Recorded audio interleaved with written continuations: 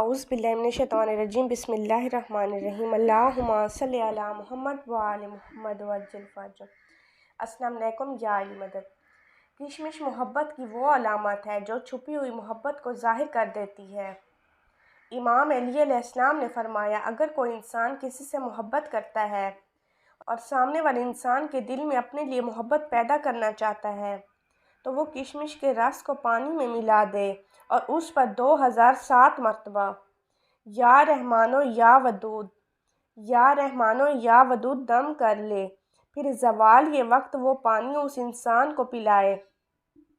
اللہ کے کرم سے جیسے ہی وہ انسان وہ پانی پیے گا تو سامنے والے انسان کے لیے محبت اس کے دل میں پیدا ہو جائے گی۔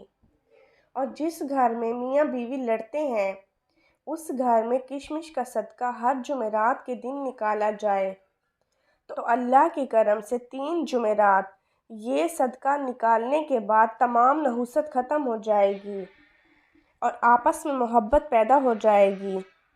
اور جس عورت کو اولاد نہیں ہوتی وہ رات کو 7 کشمش پہ 7 مرتبہ سورۃ کوثر دم کر کے کھا لیا کرے۔ اللہ کے فضل و کرم سے اللہ اولاد کی خوشخبری نصیب کر دے گا۔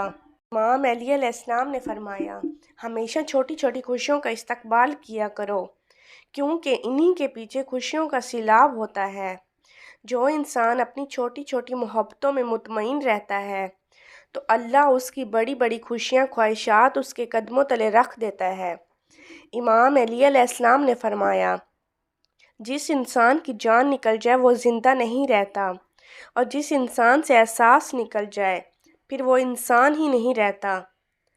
امام علی علیہ السلام نے فرمایا، جو تمہیں خوشی میں یاد آئے تو سمجھو تم اس سے محبت کرتے ہو اور جو تمہیں غم میں یاد آئے تو سمجھو وہ تم سے محبت کرتا ہے۔